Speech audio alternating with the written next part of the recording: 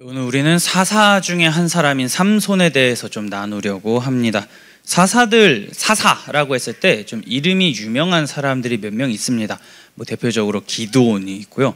또 드보라라고 하는 사람도 있죠. 이러한 사람들과 함께 삼손 또한 여러분들에게 좀 익숙한 이름을 가진 사사일 겁니다.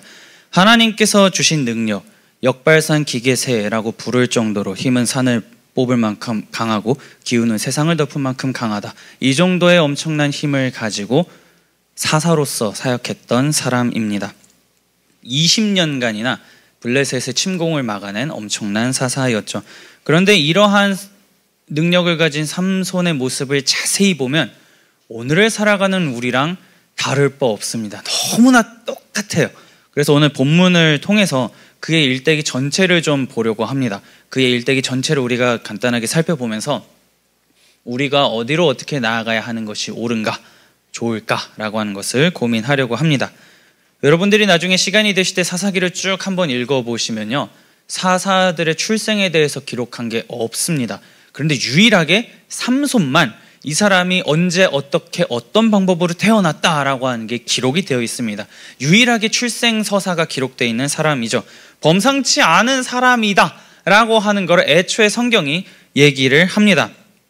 하나님께서 어느 날 사자를 보내서 단지파의 마노아라는 사람에게 나타납니다. 나타나셔서 뭐라고 말씀하시냐면, 너에게 아들이 생길 거다. 이제 자식이 생길 건데 앞으로 그 자식은 나실인으로 키워라 라고 말씀을 합니다. 아예 어떤 방식으로 키워야 되는지 다 그냥 알려주시는 거죠.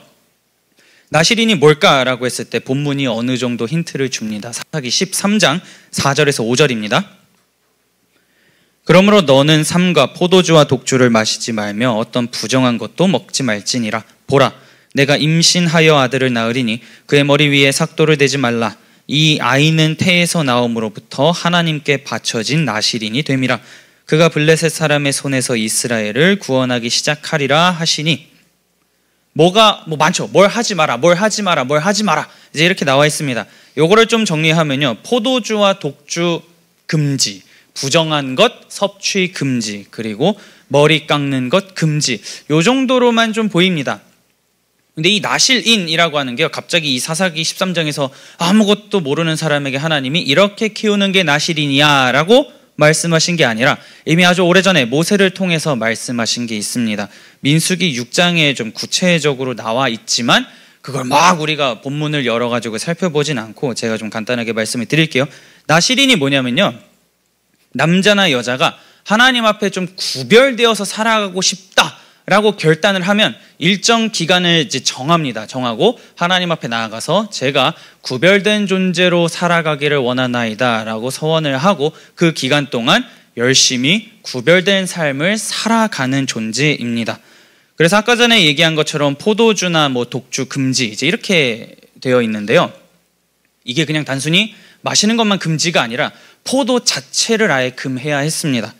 포도즙도 안 되고 생포도도 안 되고 건포도도 안 됩니다. 왜냐하면 포도 자체가 그 당시에 기쁨과 향락 이러한 거를 상징했기 때문에 아예 그냥 포도에 대한 거는 전혀 입에 대서는 안 됐다라고 하는 거죠. 세상의 즐거움으로부터 내가 분리되어서 하나님께만 소망을 두겠노라 라고 하는 그러한 결단으로 볼 수가 있습니다. 그리고 구별된 기간까지, 예를 들어서 1년이다 라고 하면 그 1년간 머리카락을 깎으면 안 됐어요. 자르면 안 되고 계속 길러야 했습니다. 그리고 시체를 가까이 해서는 안 됐습니다. 시체를 가까이 해서는 안 된다가 짐승도 될 수 있겠지만 부모, 형제, 자매가 죽은 후에도 그 시체에 가까이 갈 수가 없었습니다. 혈육하고도 완전히 구별된 존재로 하나님께 속한 자입니다. 하나님만 바라보겠습니다 라고 결단하는 게 나실인이라고 하는 거죠. 그런데 여러분, 사실 사람이 살다 보면 모든 인생이 계획한 대로 흘러가진 않아요. 내가 살아가다가 갑자기 불가항력적으로 부정한 것을 먹게 되든지 건드리게 되든지 시체를 가까이 하게 되든지 이러한 일이 발생할 수 있잖아요. 그러면은 어떻게 하냐면 그 즉시 나아갑니다. 다시 이제 하나님 앞에 나아가서 일정 절차를 거쳐서 제사를 드립니다. 그러면 그 부정한 것을 건드린, 서원을 깨트린 것에 대한 죄를 용서받아요. 자, 그런데 그냥 그렇게 용서만 하면 재미없죠. 페널티가 있습니다. 뭐가 있냐면 그 이전까지 지켰던 모든 날수가 무효 처리되고 다시 처음부터 나실인으로 살아가는 겁니다. 예를 들어서 1년, 어떤 사람이 1년간 나실인으로 살기로 하나님 앞에 결단해가지고 정말 열심히 살았습니다. 364일을 그렇게 살았는데 하필 마지막 날 길 가다가 하늘 나무 위에서 떨어지는 시체, 동물 사체에 딱 몸이 닿았어요. 불강력적으로 당했잖아요. 그 즉시 하나님 앞에 나아가서 일정 절차를 거치고 다시 365일을 나실인으로 살아야 하는 것, 그것이 나실인이라고 할 수가 있습니다. 그러니 나실인으로 살아가는 게요, 생각보다 쉽지 않은 겁니다. 굉장히 어려운 거죠. 철저하게 나의 모든 삶을 하나님께로만 향하고 구별되겠다라고 하는 의지와 주변에서도 도와줘야 됩니다. 이거는 그래야지만 그 기간을 채우고 하나님 앞에 갈 수 있는데, 하나님께서는 너에게 태어날 그 자식은 이렇게 키워라 라고 말씀을 하는 겁니다. 나실인으로 키우라 라고 얘기를 하는 거죠. 그런데 여러분, 나실인으로 살아가기 위해서는요, 조건이 뭐냐면 자기가 서원하는 겁니다. 아니면 부모가 이 아이를 하나님께 바치겠습니다 이런다든지 뭔가 있어야 되는데, 신기하게도 아이가 삼손이 서원한 것도 아니고 부모가 대신한 것도 아닙니다. 하나님이 갑자기 이 아이는 이렇게 네가 키워 라고 얘기를 하는 거죠. 좀 독특성이 있다라고 하는 겁니다. 영구적으로 일정 기간 동안만 나실인으로 살아가야 하는데, 하나님은 이 아이가 태어나서 죽을 때까지 영원히 나실인으로 살게끔 해라라고 말씀을 하고 계시다라고 하는 거죠. 소명으로 구별된 것, 이 아이가 뭔가 하나님 앞에 잘했기 때문에 좋아, 앞으로는 나실인으로 살아봐가 아니라 태어나기 전부터 그러한 소명을 가지고 살아가라 라고 말씀을 하고 계시는 겁니다. 사사시대, 하나님의 말씀을 버리고 자기의 소견에 오른 대로 내가 생각한 게 답이야 라고 사람들이 추구하며 살던 시대입니다. 이스라엘 전체가 율법을 버리고 하나님을 악용하던 시대, 그 시대가 사사시대라고 할 수가 있죠. 거룩이 무엇인지, 구별된 삶이 무엇인지 아무것도 모르는 무지한 시대라고 우리가 정리를 할 수가 있습니다. 그러니 그런 시대에 하나님께서 영구적인 나실인을 세우겠다라고 하는 것은 자기 백성을 향해서 분명히 무언가 지금 말씀하고자 하시는 게 있다라고 하는 거죠. 이스라엘이 망각하고 있는 거룩, 구별됨, 이러한 것이 무엇인지를 깨닫게 하고자 하신다라고 하는 겁니다. 그래서 아마 여러 가지 교육을 받았을 거예요. 왜냐하면 아까 전에 우리가 살펴본 사사기 13장의 말씀이요, 다시 물어봤기 때문에 알려주는 장면이 나옵니다. 다시 집에 가가지고 어떻게 키워야 되지? 나가가지고 주님 어떻게 키워야 되는 겁니까? 해가지고 다시 막 이렇게 알려주시거든요. 이거를 두 가지로 볼 수가 있습니다. 정말로 사사시대였기 때문에 무지해서 하나님이 일전에 이렇게 키워라, 이렇게 하는 것이 나실인이다 라고 하셨지만 전혀 방법이 없어가지고 아무도 그걸 모르기 때문에 나아간 것일 수도 있고, 거룩하신 하나님이 나타나셔서 말씀하셨으니 정말로 철저하게 지키자라고 하는 결단에서 한 번 더 하나님께 어떻게 키워야 합니까? 라고 물어본 걸 수도 있지만, 그것이 어떤 마음에서 나왔는지는 우리는 것까지는 알지는 못합니다. 어찌 되었든 여러 가지 교육을 했겠죠. 삼손아, 너는 이렇게 살아야 된다, 이런 거 하면 안 된다, 하나님이 이렇게 하라더라, 이런 거를 어릴 때부터 그는 교육을 받으면서 자랐을 겁니다. 그런데 성경은 말합니다. 삼손은 단 한 번도 나실인처럼 산 적이 없다 라고 얘기를 하죠. 영구적인 나실인으로 살아가라 라고 했지만 절대로 그러한 삶을 살지 않았습니다. 그의 행적을 다 우리가 살펴볼 수는 없어요. 그러나 나중에 한번 궁금하시면 사사기 13장부터 읽어보십시오. 정말로 이를 꽉 깨물고 하나도 안 지킵니다. 엄청난 사람이 삼손이다 라고 할 수가 있죠. 일찍이 여호수아가 이렇게 얘기합니다. 나와 내 집은 오직 여호와만 섬기겠다. 너희는 어떻게 할 것이냐 했을 때 백성들이 막 결단했죠. 이방인들하고 혼인하지 않겠습니다. 막 이제 이랬는데 삼손은 이방인하고 결혼하기 위해서 정말로 애를 쓴 사람의 모습으로 나옵니다. 이스라엘을 핍박했던 블레셋의 여인과 결혼하겠노라 라고 했던 모습을 보여줬죠. 자, 그리고 아까 전에 포도 이런 거 금지였지만 늘 술을 달고 살았습니다. 심지어는 자기가 잔치를 베풀었어요. 이 잔치가 뭐냐면요, 그냥 음식 몇 개 해놓고 하하하 음식 참 맛있네요, 이게 아니고 정말로 고주망태가 될 때까지 마시는 잔치를 의미합니다. 그러한 잔치를 삼손이 스스로 베풀었다라고 한다면 그 또한 같이 그러한 문화를 즐겼을 것이다라고 우리가 생각을 할 수가 있죠. 거기다가 사자 사체를 만져서 거기서 나온 꿀을 부모에게 갖다 주는 이상한 행동까지 합니다. 물론 부모에게는 비밀로 하죠. 사자 시체에서 나온 꿀입니다 라고 얘기하지 않습니다. 얘기하지 않았다 라고 하는 거는 그가 나시린이 어떻게 살아야 되는지를 분명하게 알고 있었다라고 하는 게 됩니다. 아는데 의도적으로 지키지 않는 삶을 살았던 자가 삼손이었다라고 하는 거죠. 근데 그가 끝까지 하나 지켰던 게 딱 하나 있습니다. 뭐냐면 머리카락 자르지 않기. 이거 하나는 잘 지켰습니다. 그거 하나만큼은 그가 지켰고 그 외에 나머지는 하나도 지키지 않았죠. 이걸 어떻게 볼 수 있겠습니까? 머리카락은 겉으로 드러나는 명백한 표지죠. 내가 숨어서 포도주를 마시던 말던 그건 누가 나를 보기 전까지는 내가 하나님께 서원한 것을 지키는지 안 지키는지 아무도 모릅니다. 근데 머리카락은 자르면 그냥 보이잖아요. 오! 이게 되죠. 삼손은 그거 하나는 끝까지 자기가 붙잡았습니다. 겉으로 드러나는 명백한 표지인 머리카락은 그가 지켰지만 누가 보지 않으면 드러나지 않는 것, 사체 만지기, 포도주, 독주 마시기 이러한 것은 서슴없이 어기며 살아갔다라고 하는 거죠. 무늬만 나시린이었다라고 하는 겁니다. 말씀은 알아요. 형식적으로만 알고 삶으로 사는 것은 정말로 전면으로 거부하면서 살았던 사람이 삼손입니다. 근데 우리도 이렇게 삼손처럼 살아갈 때가 많죠. 우리가 이렇게 이 모인 이 자리에서 그리스도인이다라고 서로 함께 부르며 살아갑니다. 그런데 형식만 지킬 때가 많죠. 주일에 예배를 드리고 각종 봉사의 자리에 나아가서 여러 가지의 모양으로 섬깁니다. 그러면서 스스로 생각합니다. 나는 참 괜찮은 기독교인이다. 왜냐? 주일에 나는 봉사하고 섬기기 때문에, 그래도 쟤보다는 낫기 때문에 나는 그리스도인이다 라고 생각을 합니다. 흠이 없어 보이죠. 그런데 명백하게 자신의 내면을 살펴보면 누구도 자랑할 수가 없습니다. 하나님 앞에 내가 어떻게 살아가느냐, 이거는 하나님과 나만 알죠. 내가 겉으로는 말씀에 순종하는 것처럼 보이지만 속으로는 말씀에 타협하고 삶으로는 거부하고 나의 목적을 이루기 위해서 이 정도 기준, 이 정도 하나님의 말씀은 지키지 않아도 잘만 살더라 해가지고 살아갈 때가 우리가 얼마나 많습니까? 스스로 합리화해서 반복적으로 말씀을 어기며 살아가는 존재가 오늘 우리들입니다. 삼손의 이러한 모습은 결국 우리 자신을 바라보게 한다라고 하는 거죠. 누구도 삼손이란 틀에서 벗어날 수 없다라고 하는 것을 봅니다. 형식만 있고 본질은 없고 그저 이렇게 행동하는, 이렇게 봉사하는, 이렇게 예배에 나오는 내 자신의 모습이 참 만족스럽고 너무나 좋아서 이 정도면 의무를 다한 것 같아서 스스로 좋아하고 만족하는 존재가 오늘 우리들이다 라고 하는 겁니다. 우리의 모습입니다 라고 볼 수가 있죠. 그런데 놀라운 거는 하나님께서 이런 삼손을 가지고, 이런 삼손을 데리고 엄청난 일들을 하십니다. 본문을 좀 더 보도록 할게요. 어찌되었든 사사죠. 사사, 이방인들하고 치열하게 싸워서 자기 백성을 구원하는 일을 가진 자입니다. 그는 블레셋하고 계속 싸웠어요. 블레셋은 5개의 도시가 연합으로 이루어진 도시 국가입니다.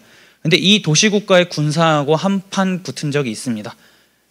그래서 싸워서 삼손이 이겨요.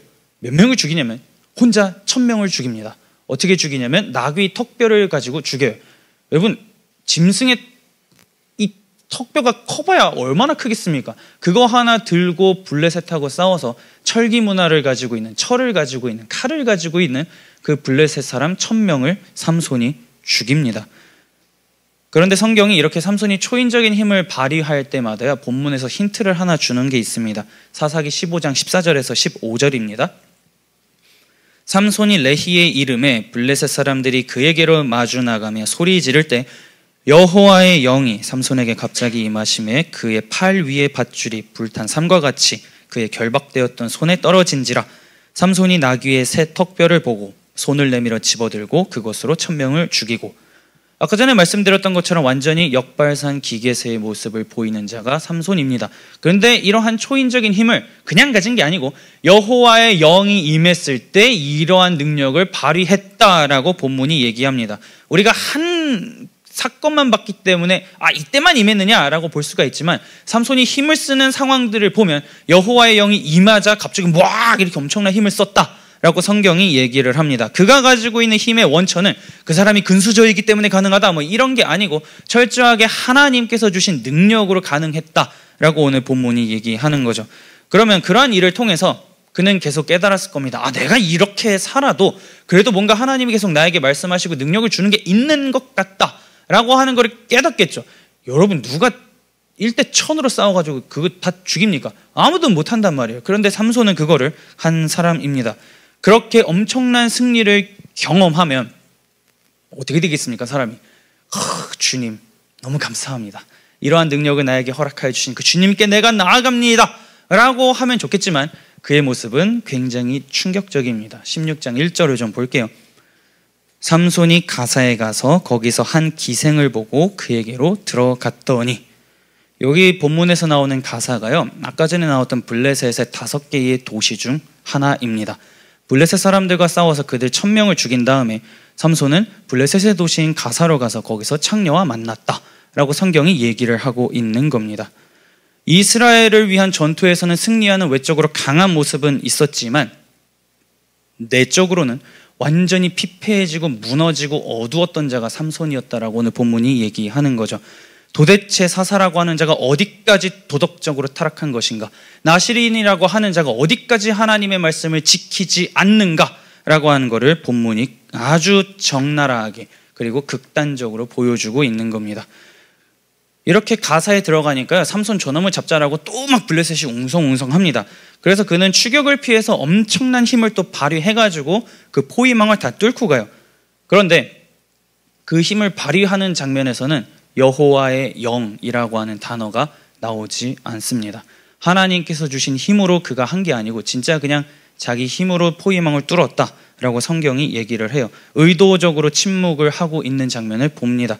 무분별하게 육체의 쾌락을 아주 탐닉하고 자기 과시를 위해서 힘을 쓰는 삼손의 모습이 사사가 이렇다라고 성경이 고발을 하고 있는 겁니다. 그리고 동시에 여호와의 영을 의지하지 않고 힘을 쓰는 그의 모습은 이후에 그가 어떤 삶을 살게 될 것인가, 어느 길로 가게 될 것인가를 아주 어둡게 보여주는 장면이기도 한 거죠. 힘은 유지됐고 힘은 여전히 갖고 있었으나 삶은 더욱 타락으로 나아갔고 자신의 욕구를 위해서 하나님이 주신 은혜를 무기로 쓰고 있는, 자신의 욕구만을 위해서 무기로 쓰자 영의 임재가 사라진 모습이 본문에서 나옵니다.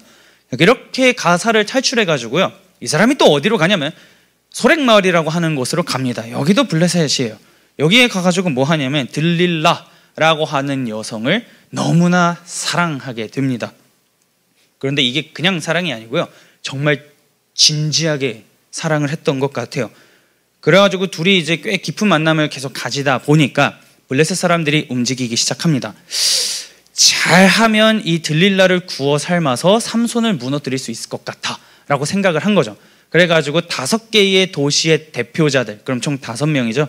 이 5명이 들릴라에게 몰래 찾아갑니다. 몰래 찾아가서 뭐라고 얘기하냐면요, 삼손의 힘의 비밀을 너가 캐가지고 우리에게 알려주면 은을 1100개씩 도합 5500개를 주겠노라 라고 얘기를 합니다.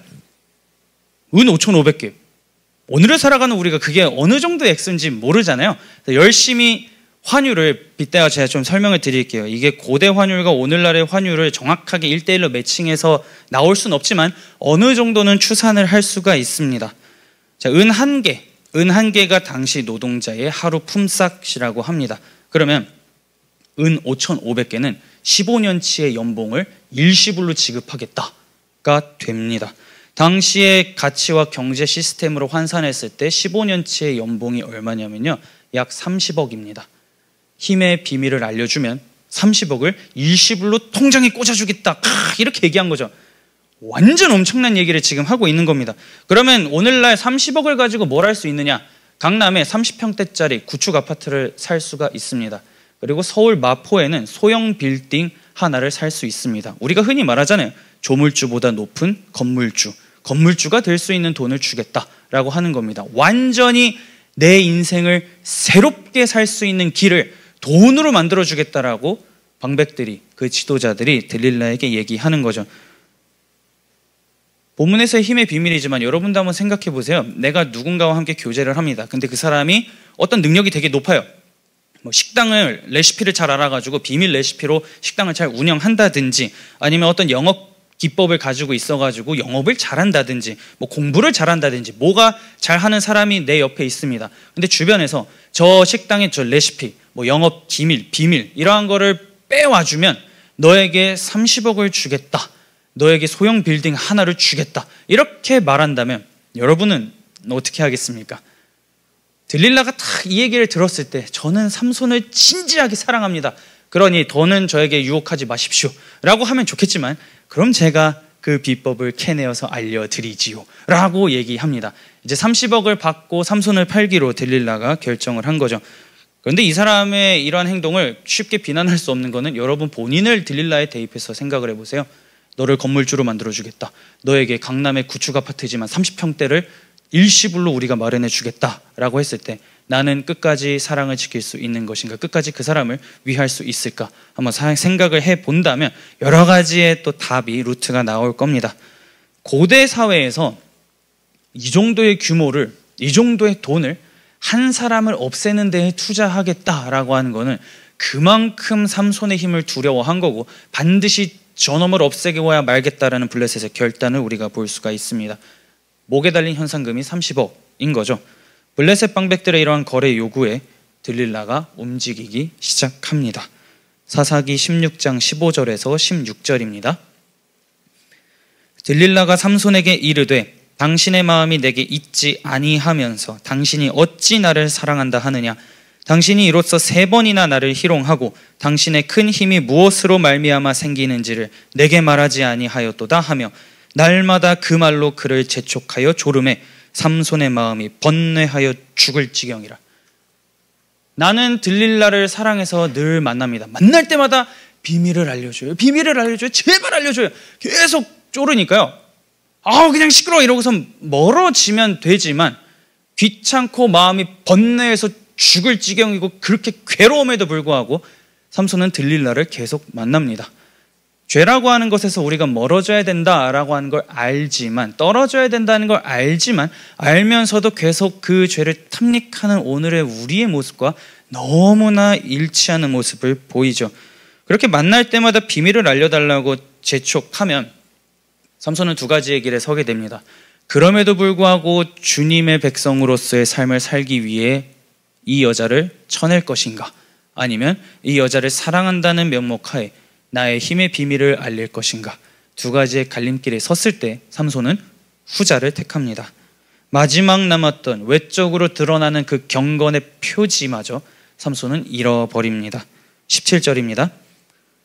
삼손이 진심을 드러내어 그에게 이르되 내 머리 위에는 삭도를 대지 아니하였나니 이는 내가 모태에서부터 하나님의 나실인이 되었음이라.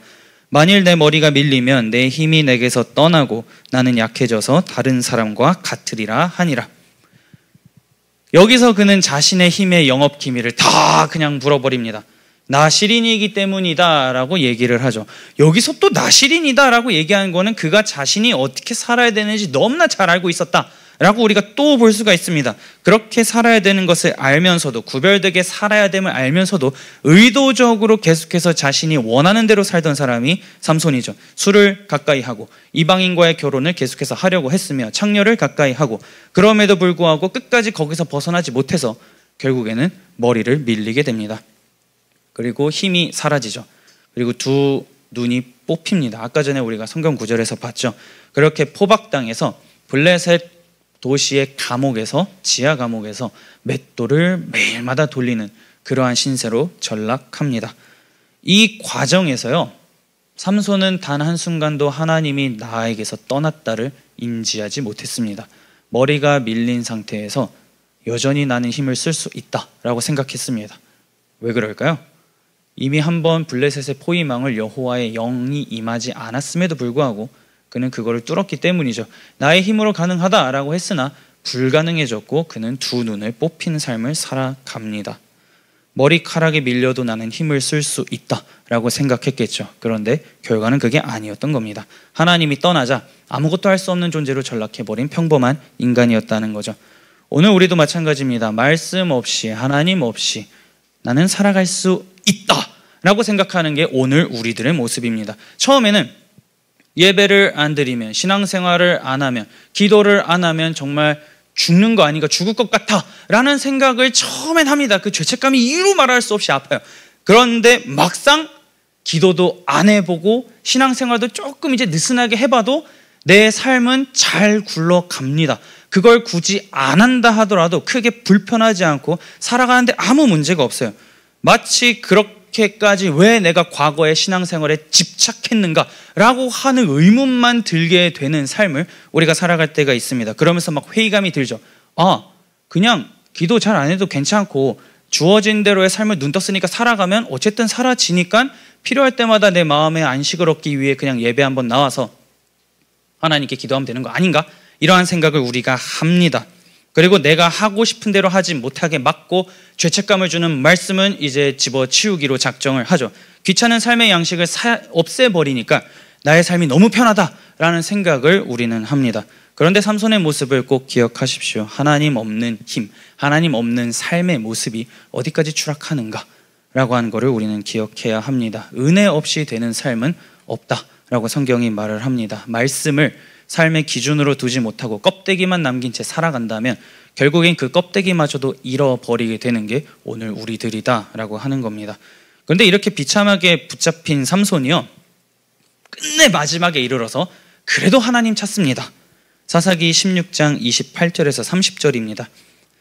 삼손이 여호와께 부르짖어 이르되 주 여호와여 구하옵나니 나를 생각하옵소서. 하나님이여 구하옵나니 이번만 나를 강하게 하사 나의 두 눈을 뺀 블레셋 사람에게 원수를 단번에 갚게 하옵소서 하고, 삼손이 집을 버틴 두 기둥 가운데 하나는 왼손으로 하나는 오른손으로 껴 의지하고 삼손이 이르되 블레셋 사람과 함께 죽기를 원하노라 하고 힘을 다하여 몸을 굽히매 그 집이 곧 무너져 그 안에 있는 모든 방백들과 온 백성에게 덮이니 삼손이 죽을 때에 죽인 자가 살았을 때에 죽인 자보다 더욱 많았더라. 블레셋의 위협에서 그들에게서 이스라엘을 구원한 삼손, 이 사사는 이렇게 생을 마감합니다. 심지어 그가 마지막에 어쨌든 간에 기도했지만 그것은 나를 통해 주님의 뜻을 이루소서가 아니라 지극히 개인적인 복수의 기도였죠. 이 인간들 다 죽여주세요라고 그는 기도한 겁니다. 그런데 아이러니하게도 그렇게 자기가 죽으면서 죽인 블레셋 사람들의 숫자가 살았을 때에 죽인 사람의 숫자보다 더 많았다라고 성경은 얘기합니다. 죽으면서도 끝까지 복수만을 구하며 자기의 이득만 원했던 사사였지만 그런 그 기도마저도 들으시면서 하나님이 움직이셨다라고 얘기하죠.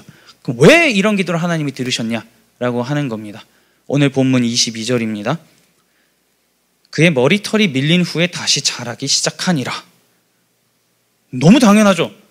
머리를 커트했으면 자라는 게 인간의 생리상 너무 당연하지만 이렇게 당연한 현상을 굳이 왜 성경이 집어넣느냐, 이런 걸 우리가 좀 고민할 필요가 있습니다. 나시린, 머리카락, 이게 되게 중요했잖아요. 근데 이게 밀린 다음 다시 자라난다 라고 얘기하는 거는 하나님께서 삼손을 기억하시고 다시 한번 그에게 무언가를 하실 것이다 라고 하는 복선을 깔고 있는 것을 봅니다. 삼손이 회개하기 전에, 하나님을 찾기 전에 나시린의 상징인 머리카락을 계속 자라나게 한다라고 하는 하나님의 선행하는 은혜가 무엇인지 오늘 본문이 보여주는 거죠.